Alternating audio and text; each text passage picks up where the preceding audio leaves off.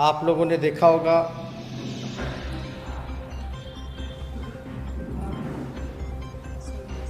कि हमने जो भी चर्चाएं की, जो भी मुद्दे रखे, जो रोड मैप विजन के साथ आप सभी लोगों को हमने बताया, महागठबंधन के सभी साथियों ने ये बोला कि हम लोग 10 लाख सरकारी नौकरी देने की बात की। हम लोगों ने संविदा कर्मियों को नियमित करने की बात की। हमने नियोजित शिक्षकों के लिए समान काम समान वेतन की बात की। हमने बिजली के दरों को आधा करने की बात की। हमने जीविका दीदी, आशा कर्मी, आंगनबाड़ी सेविका, आंगनबाड़ी सहायिका, उर्दू शिक्षक, कार्यपालक सहायक, सांख्यिकी स्वयंसेवक, लाइब्रेरियन, रसोइया सहित तमाम अन्य साथियों को मानदेय बढ़ोतरी की बात की और नियमित करने की बात की। हम लोगों ने किसान, मजदूर, कृषि ऋण माफ़ करने की बात की, किसानों की बात की, नौजवानों की बात की,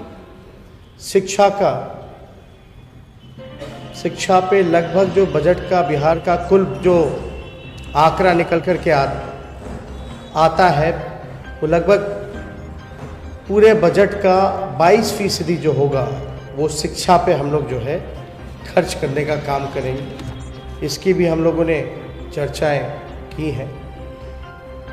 हमने किसान आयोग बनाने की बात की, व्यावसायिक आयोग बनाने की बात की, युवा आयोग और खेल आयोग बनाने की बात की है। हमने देश में हर राज्य में कर्पूरी श्रमवीर सहायता केंद्र बनाने की बात की। हमने सरकारी नौकरियों में स्थानीय नीति को लागू करने की बात की। लगभग 85% आरक्षण स्थानीय अभ्यर्थियों को सुनिश्चित हो, इसकी हम लोगों ने चर्चा की। मिथिलांचल में हम लोगों ने जननायक स्वर्गीय कर्पूरी ठाकुर के नाम पर एक विश्वविद्यालय की स्थापना की बात की। हम लोगों ने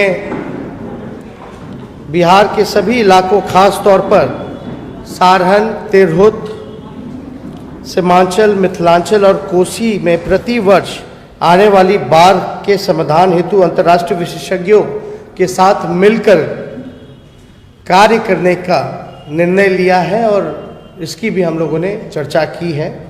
हमने उपेक्षित सीमांचल और कोसी क्षेत्रों के स्वर्गीय विकास के लिए सीमांचल विकास आयोग और कोसी विकास आयोग की गठन करने की हम लोगों ने बात की है।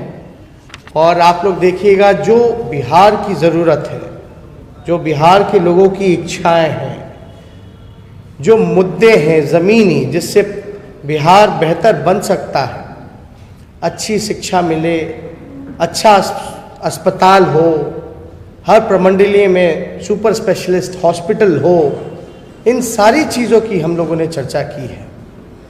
हम लोगों का साफ मानना है कि राजनीति में नकारात्मकता नहीं होनी चाहिए। एक पॉजिटिविटी के साथ पॉजिटिव बात होनी चाहिए, जिससे बिहार का उत्थान हो, बिहार के लोगों की तरक्की हो और हमारा राज्य जो है प्रगतिशील राज्यों में सम्मिलित हो। इसके लिए हम लोग लगातार प्रयासरत रहे। हमने विश्वविद्यालय बनाने की बात की। जात पात धर्म से ऊपर उठ करके और प्रगतिशील बिहार हम लोगों का सपना है कि बिहार बने। जात पात धर्म की राजनीति, नफरत फैलाने की राजनीति बहुत हो गई। अब जो होनी चाहिए, बिहार के उत्थान की बात होनी चाहिए, विकास की बात होनी चाहिए। लगातार लोगों का जो प्यार, समर्थन, आशीर्वाद और जो जन सैलाब हमारे रैलियों में देखने को मिला, साफ तौर पे ये दर्शाता है कि बिहार के लोग मौजूदा एनडीए सरकार, डबल इंजन की सरकार से ऊब चुके हैं। और मुझे पूरा भरोसा है कि मौजूदा जो सरकार है उसका जाना तय है और बिहार के लोग बदलाव चाहते हैं। और बदलाव हो करके रहेगा। ये चाहे नौजवान हो, चाहे बुजुर्ग हो, चाहे महिलाएं हो, चाहे मजदूर हो, किसान हो, सभी लोगों ने, चाहे व्यवसायी हो, सभी लोगों ने ये मन बनाने का काम किया है। और लगभग आपको हम बता दें 247 जनसभाएं हमने की हैं और लगभग 4 रोड शो किया है। 251 जो हमारा कार्यक्रम रहा, इतने कम दिनों के अंदर जितना संभव हो सका उतना हम लोग जनता के बीच ज़्यादा से ज़्यादा कोशिश रही कि ज़्यादा से ज़्यादा जगहों पर जा कर के अपनी बात को, अपने विज़न को रखने का काम करें। लेकिन जनता में काफ़ी ऊर्जा, जोश और ख़ास तौर पे महागठबंधन के प्रति एक उम्मीद और एक आशा, एक विश्वास जो उनके बॉडी लैंग्वेज में झलक रहा था, मुझे पूर्ण विश्वास है कि बिहार की जनता बदलाव करेगी और जो हम लोगों ने विकल्प रखा है उसको चुनने का काम करेगी। कल जब हम रैली से लौटे, हमने बयान देखा आदरणीय नीतीश कुमार जी का। उनकी शायद पूर्णिया में दमदहा में एक सभा रही। उस सभा में वो मेरे ख्याल से आखिरी चुनावी सभा थी। उन्होंने बोला कि अब उनका आखिरी चुनाव है।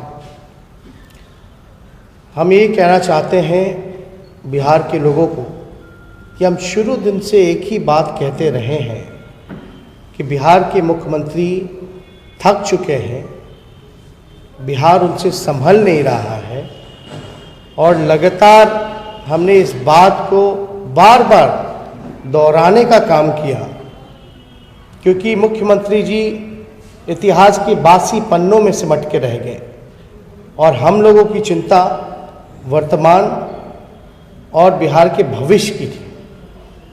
लेकिन मुख्यमंत्री जी ने जो बात हम लोग कहते रहे हैं कि थक चुके हैं, संभल नहीं रहा, कल की सभा में उन्होंने खुद ही घोषणा कर दी कि अब वो राजनीति से संन्यास लेंगे। उन्होंने कहा कि संन्यास लेंगे, उनकी आखिरी चुनाव है। लेकिन हम ये कहना चाहते हैं बिहार के लोगों को, जो व्यक्ति का आखिरी चुनाव है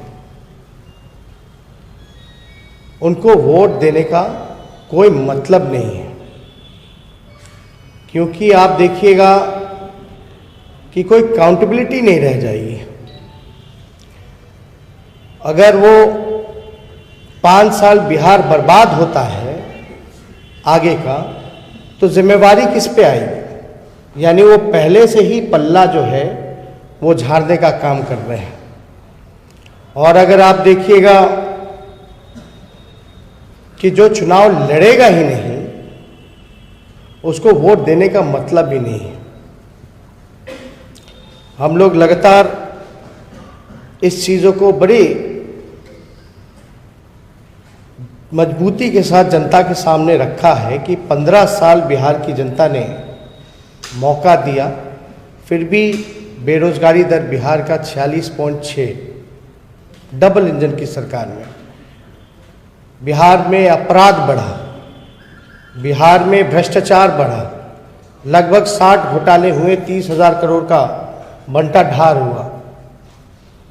आप देखिएगा बिहार में किसानों की स्थिति दयनीय हो गई, मजदूरों का अपमान किया गया।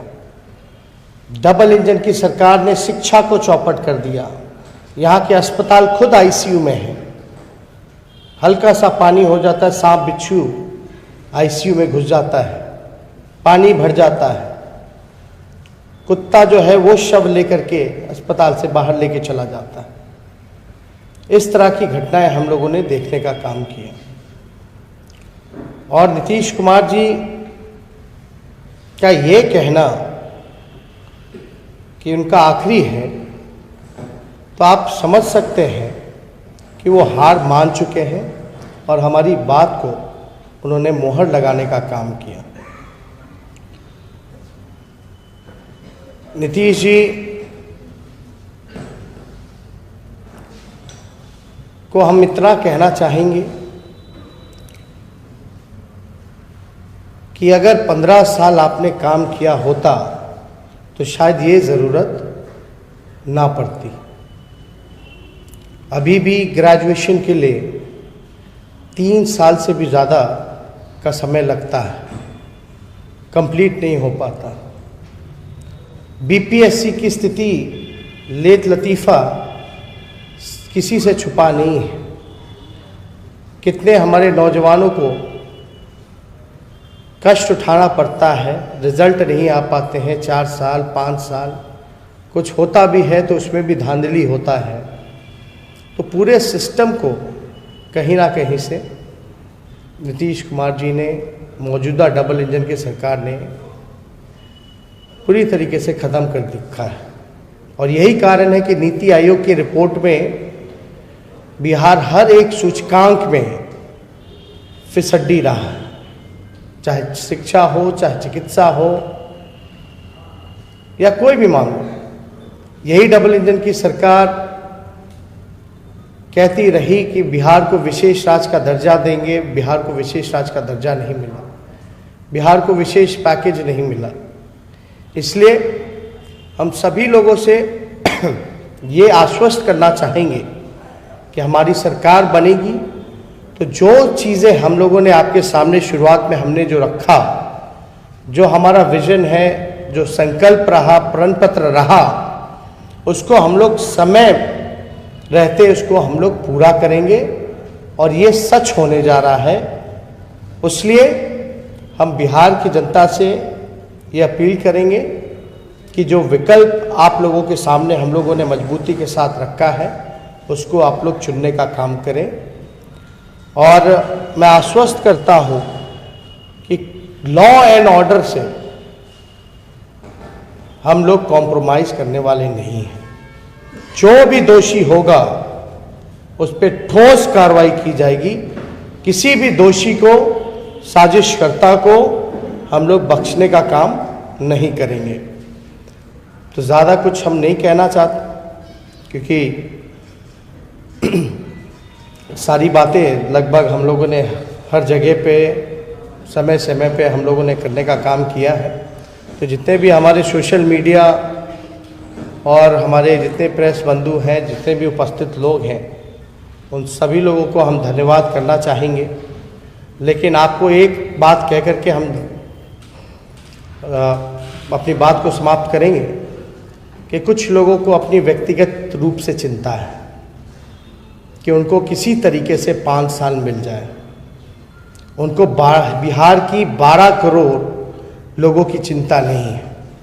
कुछ लोग अपना 5 साल देखना चाहते हैं, बिहार का 5 साल नहीं देखना चाहते। तो उम्मीद करेंगे कि बिहार के भविष्य को बेहतर बनाने के लिए आप लोग ऐसी सरकार चुनने का काम करें। इन्हीं चंद शब्दों के साथ जिसमें बिहार का हित हो, बिहार के लोगों की तरक्की हो, एक आदमी की बात ना हो, 12 करोड़ बिहार की जनता की बात हो। बहुत बहुत धन्यवाद। जय हिंद।